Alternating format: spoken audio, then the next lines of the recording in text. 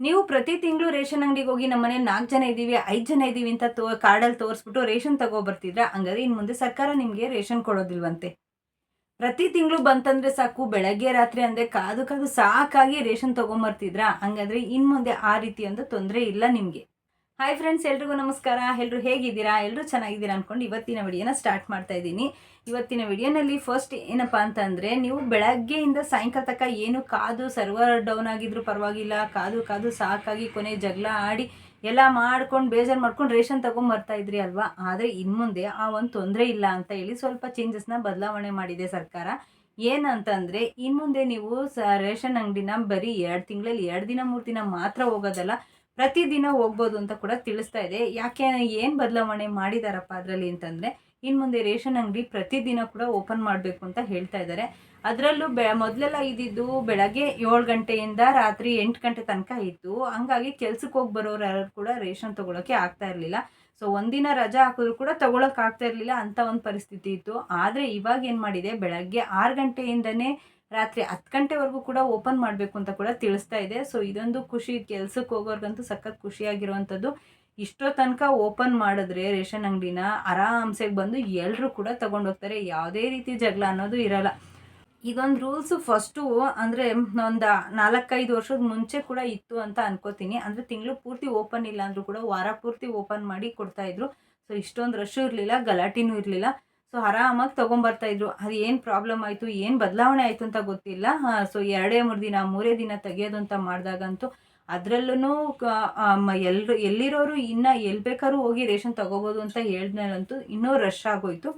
So ಆದರೆ ಅದು ಎಷ್ಟು ಮಟ್ಟಿಗೆ ಬಂದಿತ್ತು ಅಂದರೆ, ಒಬ್ಬರ ಮೇಲೊಬ್ಬರು ಬಿದ್ದು ಹೊಡೆದಾಡಿ ಪೊಲೀಸ್ನವ್ರು ಬಂದು ಜಗಳ ಬಿಡಿಸಿ ಕೊನೆಗೆ ಆ ಸರ್ವರ್ ಕೂಡ ಡೌನ್ ಆಗಿ ಅದೆಲ್ಲ ರೇಷನ್ನೇ ಬೇಡ ಅಂತ ಹೇಳೋ ಮಟ್ಟಕ್ಕೆ ಆಗ್ಬಿಟ್ಟಿತ್ತು. ಅದಕ್ಕೆ ಸರ್ಕಾರ ಈ ಒಂದು ಪ್ರಾಬ್ಲಮ್ನ ಅರ್ಥ ಮಾಡಿಕೊಂಡು ಜನಕ್ಕೆ ಅನುಕೂಲ ಆಗಲಿ ಅಂತೇಳಿ ಇವಾಗ ಈ ಒಂದು ಬದಲಾವಣೆನ ತಂದಿದೆ. ಏನಂತಂದರೆ, ಬೆಳಗ್ಗೆಯಿಂದ ರಾತ್ರಿ 10 ಗಂಟೆವರೆಗೂ ಕೂಡ ತೆಗಿಬೇಕು, ಪ್ರತಿದಿನ ಕೂಡ ತೆಗಿಬೇಕು ಅಂತ ತಿಳಿಸಿದೆ.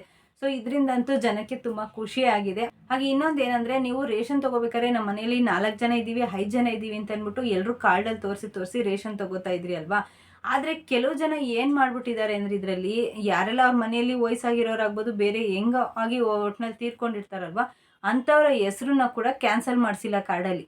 ಹಾಗೆ ಇಟ್ಕೊಂಡಿದ್ದಾರೆ. ಮತ್ತು ಹಾಗೆ ಒಬ್ಬರು ತಮ್ಮ ಇಕ್ಕಿದ್ರೆ ಸಾಕಲ್ವಾ? ಹಾಗಾಗಿ ಏನು ಮಾಡ್ತಿದ್ದಾರೆ, ಅವ್ರ ಮನೆಯವ್ರದ್ದು ಎಲ್ಲರದು ಕೂಡ ರೇಷನ್ ತೊಗೊಳ್ತಾ ಇದ್ದಾರೆ. ಸೊ ಹಾಗೆ ಇದನ್ನು ಅವಾಯ್ಡ್ ಮಾಡಬೇಕು ಅಂತಲೇ ಸರ್ಕಾರ ಏನು ಮಾಡ್ತಾ ಇದೆ ಅಂದರೆ, ಹೊಸ್ದಾಗಿ ಒಂದು ರೂಲ್ಸನ್ನು ಜಾರಿಗೆ ತಂದಿದೆ. ಏನಂದರೆ, KYC ಮಾಡಿಸಿ ಅಂತ ಹೇಳ್ತಾ ಇದೆ.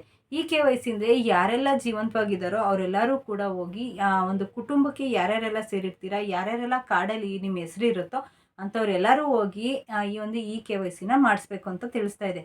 ಎಲ್ಲ ಗೌರ್ಮೆಂಟು ಏನೇ ಒಂದು ಬಂದರೂ ಕೂಡ ಈ ಒಂದು ದಾಖಲಾತಿಗಳ್ನ ಏನೇ ಮಾಡಿಸ್ಬೇಕಾದ್ರೂ ಕೂಡ ಫಸ್ಟೆಲ್ಲ ಹೇಳ್ತಾ ಇದ್ದಿದ್ದೇನು, ಬೆಂಗಳೂರಿನಲ್ಲಿ ಮಾಡಿಸಿ, ಸೈಬರ್ ಸೆಂಟ್ರಲ್ಲಿ ಮಾಡಿಸಿ, ಗ್ರಾಮವನ್ನಲ್ಲಿ ಮಾಡಿಸಿ ಅಂತ ಹೇಳ್ತಾ ಇತ್ತು. ಆದರೆ ನೀವು ಇವಾಗ ಇದನ್ನು ಮಾಡ್ಸೋಕ್ಕೆ ಎಲ್ಲಿ ಹೋಗೋದಪ್ಪ ಅಂತ ಎಲ್ಲೂ ಕೂಡ ಹುಡ್ಕೋಂಗಿಲ್ಲ. ಇದನ್ನು ಮಾಡ್ಸೋಕ್ಕೆ ನೀವು ರೇಷನ್ ಎಲ್ಲಿ ತಗೊತೀರೋ, ನಿಮ್ಮ ಒಂದು ಅಂಗಡಿ ಎಲ್ಲಿರುತ್ತೋ ಆ ಒಂದು ಅಂಗಡಿನಲ್ಲೇ ಮಾಡ್ತಾರಂತೆ.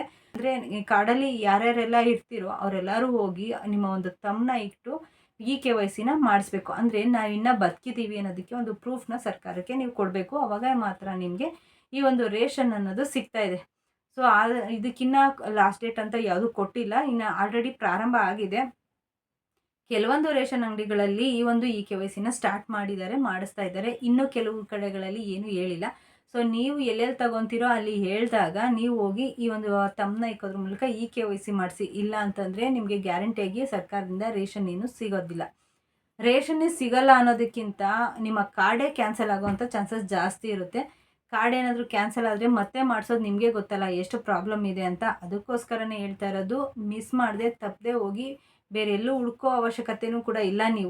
ನೀವು ನಿಮ್ಮ ರೇಷನ್ ಅಂಗಡಿಗಳಲ್ಲೇ ನೀವು ರೇಷನ್ ತೊಗೊಳಕ್ಕೆ ಹೋಗ್ತಿರಲ್ಲ, ಆವಾಗ ಈ ಒಂದು KYC ಆಪ್ಷನನ್ನು ಅಲ್ಲೇ ಕೊಟ್ಟಿದ್ದಾರೆ. ಸೊ ಆರಾಮಾಗಿ ಈಸಿಯಾಗಿ ಹೋಗಿ ಎಲ್ಲರೂ ಕೂಡ ಮಾಡಿಸ್ಕೋಬೋದು. ಸೊ ಈ ಒಂದು ಅಪ್ಡೇಟು ನಿಮ್ಗೆ ಇಷ್ಟ ಆಯಿತು ಅಂತ ಅನ್ಕೋತೀನಿ. ಯಾಕಂದರೆ ನಾನು ಮಾಡ್ತಾ ಇರೋದು ಎಲ್ರಿಗೂ ಕೂಡ ಯೂಸ್ಫುಲ್ ಆಗಿ ಇನ್ಫಾರ್ಮೇಷನ್ ಕೊಡುವಂಥ ವಿಡಿಯೋ ಆಗಿರುತ್ತೆ. ಸೊ ಹಾಗಾಗಿ ನಿಮ್ಗೆ ಏನಾದರೂ ಈ ಇನ್ಫಾರ್ಮೇಷನ್ ಯೂಸ್ಫುಲ್ ಆಯಿತು ಅಂತಂದರೆ ನಮ್ಮ ಚಾನಲ್ಗೆ ಸಬ್ಸ್ಕ್ರೈಬ್ ಮಾಡ್ಕೊಳ್ಳಿ. ಹಾಗೆ ಬೇರೆಯವ್ರಿಗೂ ಕೂಡ ಶೇರ್ ಮಾಡಿ. Thank you.